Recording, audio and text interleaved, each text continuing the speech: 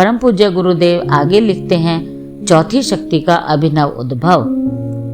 3 शक्तियों की प्रभुता और महत्ता सर्वविदित है। नंबर 1 बुद्धि बल, जिसमें विज्ञान, साहित्य और कला भी सम्मिलित हैं। नंबर 2 शासन सत्ता, इसके अंतर्गत हैं व्यवस्था, सुरक्षा और तत्संबंधी साधन एवं अधिकारी।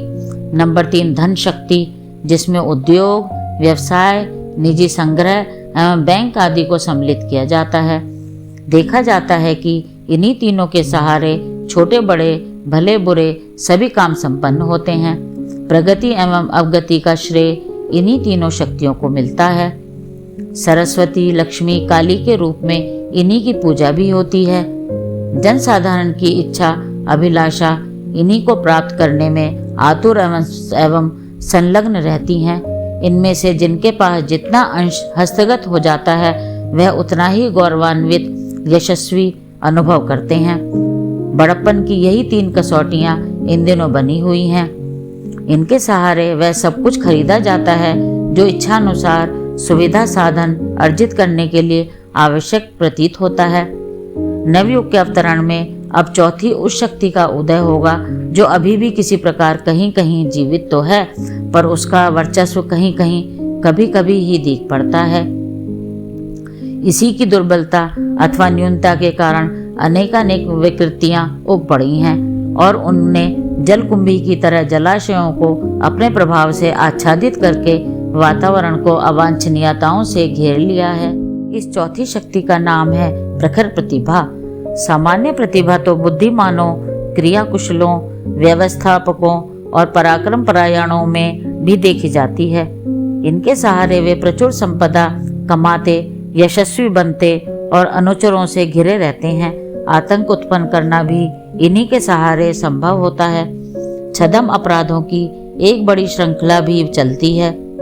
इस सामान्य प्रतिभा से संपन्न अनेक व्यक्ति देखे जाते हैं और उसके बल पर बड़प्पन का सरंजाम जुटाते हैं। तत्काल उसे हुंडी की तरह भुना लिया जाता है। अच्छे वेतन पर अधिकारी स्तर का लाभदायक काम उन्हें मिल जाता है, किंतु प्रखर प्रतिभा की बात इससे सर्वथा भिन्न है। प्रखरता से यहाँ तात्पर्य आदर्शवादी उत्कृष्टता से लिया जाना चाहिए। सज्जन और समर्पित संत इसी स्तर के होते हैं। कर्तव्य क्षेत्र में वे सैनिकों जैसा अनुशासन पालन करते हैं। देव मानव इन्हीं को कहते हैं। ओजस्वी, तेजस्वी, मनस्वी, वर्चस्वी, महामानव, युग पुरुष आदि नामों से भी इस स्तर के लोगों का स्मरण किया जाता है। इनमें विशेषता उच्च स्तरीय भाव संवेदनाओं की होती है। श्रद्धा, प्रज्ञा और निष्ठा जैसे तत्व उन्हीं में देखे पाए जाते हैं। सामान्य प्रतिभावान मात्र धन, यश या बड़प्पन का अपने निज के हेतु अर्जन करते रहते हैं। जिसे जितनी सफलता मिल जाती है वह अपने को उतना ही बड़ा मानव मानता है। लोग भी उसी से प्रभावित होते हैं। कुछ प्राप्ति की इच्छा से अनेक चाटुकार उनके पीछे फिरते हैं। अप्रसन्न होने पर वे अहित भी कर सकते हैं, इसीलिए भी कितने ही उनका दबाव मानते हैं और इच्छा न होने पर भी सहयोग करते हैं। यह सामान्य प्रतिभा का विवेचन है। प्रखर प्रतिभा संकीर्ण स्वार्थपरता से ऊंची उठी होती है। उसे मानवीय गरिमा का ध्यान रहता है। उसमें आदर्शों के प्रति अनन्य निष्ठा का समावेश रहता है। लोक मंगल और सत्प्रवृत्ति संवर्धन में उसे गहरी रुचि रहती है। प्रखर प्रतिभा का दिव्य अनुदान एक प्रकार से दैवी अनुग्रह गिना जाता है। जबकि सामान्य लोगों को लोभ मोह के बंधनों से क्षण भर के लिए भी छुटकारा नहीं मिलता, तब प्रखर प्रतिभा संपन्न लोग जन समस्याओं पर ही विचार करते और उनके समाधान की योजना बनाते रहते हैं। भावनाएं उभरने पर ऐसे मनुष्य बड़े से बड़ा त्याग और पुरुषार्थ कर दिखाने में तत्पर हो जाते हैं। ऐसे लोग असफल रहने पर शहीदों में गिने और देवताओं की तरह पूजे जाते हैं। यदि वे सफल होते हैं तो इतिहास बदल देते हैं। प्रवाहों को उलटना इन्हीं का काम होता है। आकाश बहुत बड़ा है, पर उसमें सीमित संख्या में ही तेजस्वी तारे चमकते दिखाई पड़ते हैं। उसी प्रकार जन समुदाय को पेट प्रजनन के अतिरिक्त और कुछ सोचते करते नहीं बन पड़ता, किंतु जिन पर दैवीय अनुकंपा की तरह प्रखर प्रतिभा अवतरित होती है उसका क्रियाकलाप ऐसा बन पड़ता है जिसका चिरकाल तक असंख्यों द्वारा अनुकरण अभिनंदन होता रहे। स्वाध्याय, सत्संग, प्रेरणा, परामर्श आदि द्वारा भी सन्मार्ग पर चलने का मार्गदर्शन मिलता है, पर वह सब गले उन्हीं के उतरता है जिनके अंदर भाव संवेदनाएं पहले से ही जीवित हैं। उनके लिए थोड़ी सी प्रेरणा भी क्रांतिकारी परिवर्तन कर देती है। सीप में जल की एक बूंद ही मोती उत्पन्न कर देती है, पर रेत में गिरने पर वह अपना अस्तित्व ही गंवा बैठती है। यही बात आदर्शवादी परमार्थों के संबंध में भी है। कई बार तो उपदेशकों तक की करनी कथनी में जमीन आसमान जैसा अंतर देखा पाया जाता है। भावनाओं की प्रखरता रहने पर व्यक्ति व्यस्त कार्यों में से भी समय निकाल लेता है, मनोबल बनाए रखता है और उसमें अपनी सदाशयता का खाद पानी देकर बढ़ाता रहता है।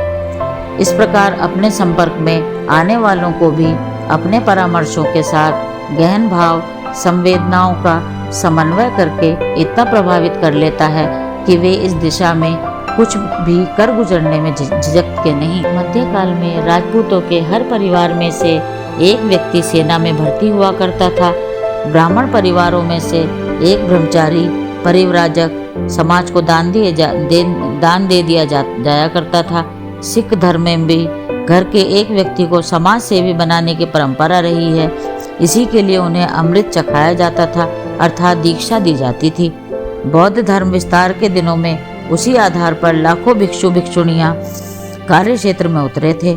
आज भी समय की मांग ऐसी है जिसमें चिंतन, चरित्र और व्यवहार में असाधारण परिवर्तन की आवश्यकता है। इसके लिए भावनाशील लोक सेवियों की प्रखर प्रतिभाओं की जितनी बड़ी संख्या उपलब्ध हो सकेगी, उतनी ही लक्ष्य पूर्ति में सरलता और गतिशीलता रहेगी। पूरा आधा या चौथाई जितना ही जिनसे समयदान अंशदान बन पड़े। समझना चाहिए कि नवसृजन की पुण्य प्रक्रिया में संलग्न होने का उसे उतना ही अधिक श्रेय उपलब्ध हुआ। सूक्ष्म जगत में भी कई बार समय समय पर ज्वार भाटे जैसे उतार चढ़ाव आया करते हैं। कभी स्वार्थी, लालची, अपराधी, कुकर्मी समाज में बढ़ जाते हैं। वे स्वयं तो कुछ लाभ भी उठा लेते हैं, पर प्रभाव क्षेत्र के अन्य अनेक का सर्वनाश करते रहते हैं। इसे आसुरी प्रवाह प्रचलन कहा जा सकता है, पर जब प्रवाह बदलता है तो उच्च आत्माओं की भी कमी नहीं रहती। एक जैसे विचार ही असंख्यों के मन में उठते हैं और उन सब की मिलीजुली शक्ति से सृजन स्तर के कार्य इतने अधिक और इतने सफल होने लगते हैं जिन्हें देखकर लोगों को आश्चर्यचकित रह जाना पड़ जाता है। उसे दैवी प्रेरणा कहने में भी कुछ अत्युक्ति नहीं है। 21वीं सदी में नई दुनिया बनाने जैसा कठिन कार्य किया जाना है। इसके लिए प्रचुर परिणाम में प्रखर प्रतिभा का उफान तूफान आना है। अनेक व्यक्ति उस संदर्भ में कार्य करेंगे। आंधी तूफान आने पर पत्ते, तिनके और धूलिकण भी आकाश तक जा पहुंचते हैं। दैवी प्रेरणा का अदृश्य प्रवाह इन्हीं दिनों ऐसा आएगा जिसमें सजन सैनिकों की विशालकाय सेना खड़ी दिखाई देगी और उस प्रकार के चमत्कार करेगी जैसे कि अणुबम गिराने के बाद खंडहर बने जापान को वहां के निवासियों ने अन्य देशों की तुलना में पहले से भी अधिक बेहतर बनाकर किया है। रूस, जर्मनी आदि ने भी कुछ ही दशाब्दियों में क्या से क्या चमत्कार कर दिखाए। उन्हें अद्भुत ही कहा जा सकता है और इतिहास में अनुपम भी। दुर्बुद्धि ने पिछली एक शताब्दी में कितना कहर ढाया है, यह किसी से छिपा नहीं है। 2 विश्व युद्ध इसी शताब्दी में हुए। प्रदूषण इतना बड़ा है जितना कि विगत लाखों वर्षों में बढ़ नहीं पाया था। वन विस्मार हुए, रेगिस्तान बढ़े, अपराधों की बढ़ोतरी ने कीर्तिमान स्थापित किया, मद्य, मांस और व्यभिचार ने पिछले रिकॉर्ड तोड़ दिए। जनसंख्या की बढ़ोतरी भी अद्भुत क्रम से हुई। जनसाधारण का व्यक्तिगत आचरण लगभग भ्रष्टाचार स्तर पर जा पहुंचा और भी न जाने ऐसा क्या क्या हुआ जिसकी चर्चा सुनकर यदि कहना पड़ता है कि मनुष्य की तथाकथित वैज्ञानिक, बौद्धिक और आर्थिक प्रगति ने समस्याएं, विपत्तियां और विभीषिकाएं ही खड़ी की हैं। आश्चर्य होता है कि प्राय 1 शताब्दी में ही इतना अनर्थ किस प्रकार हुआ और द्रुत गति से क्रियाशील किया जाना संभव हुआ। अब रात्रि के बाद दिनमान का उदय होने जा रहा है। दूसरे स्तर का प्रवाह चलेगा। मनुष्यों में से असंख्यों में भाव संवेदनाओं का उद्भार आएगा और वे सभी सृजन की, सेवा की, उत्थान की, आदर्श की बात सोचेंगे। इसमें लोगों का एक बड़ा समुदाय उगता उभरता दृष्टिगोचर होगा।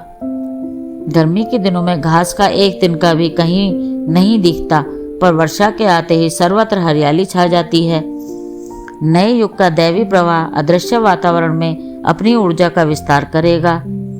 फलस्वरूप जिनमें भाव संवेदनाओं के तत्व जीवित बचे होंगे, वे सभी अपने सामर्थ्य का एक महत्वपूर्ण भाग नवसृजन के लिए नियोजित किए हुए दृष्टिगोचर होंगे। व्यस्तता और अभावग्रस्तता की आड़ लेकर कोई भी न आत्म प्रवंचना कर सकेगा और न सुनने वालों में से किसी को इस बात का विश्वास दिला सकेगा कि बात वस्तुतः ऐसी भी हो सकती है जैसी कि बहकावे के रूप में समझी या कही जा रही है। 21वीं सदी निकट है। तब तक इस अवधि में प्रखर प्रज्ञा के अनेक छोटे बड़े उद्यान रोपे, उगाए, बढ़ाए और इस स्तर तक पहुंचाए जा सकेंगे जिन्हें नंदन वनों के समतुल्य कहा जा सके, जिन्हें कल्प वृक्ष उद्यानों की उपमा दी जा सके। शेष मनुष्य का बाहुल्य ही सतयुग है। उसी को स्वर्ग कहते हैं। नरक और कुछ नहीं, दुर्बुद्धि का बाहुल्य और उसी का व्यापक प्रचलन है। नरक जैसी परिस्थितियां उसी में दृष्टिगोचर होती हैं। पतन और पराभव के अनेक अनाचार उसी के कारण उत्पन्न होते रहे हैं। समय परिवर्तन के साथ सदा क्षयता बढ़ेगी। नवसृजन की उमंग जन जन के मन में उठेगी और प्रखर प्रतिभा का दिव्य आलोक सर्वत्र अपना चमत्कार उत्पन्न करता दिखाई देगा। यह चौथी प्रतिभा की शक्ति नवयुग की अधिष्ठात्री कही जाएगी। आगे परम पूज्य गुरुदेव लिखते हैं, जीवन का एक भी क्षण सोने की करोड़ों मोहरों से नहीं खरीदा जा सकता, तो फिर ऐसे अमूल्य क्षणों को व्यर्थ खो देने से अधिक और क्या मूर्खता होगी। परम पूज्य गुरुदेव के क्रांतिधर्मी साहित्य की आगे की वीडियो देखने के लिए कृपया लाइक करें, सब्सक्राइब करें तथा हमारी नई वीडियो देखने के लिए बेल आइकन दबाएं। धन्यवाद।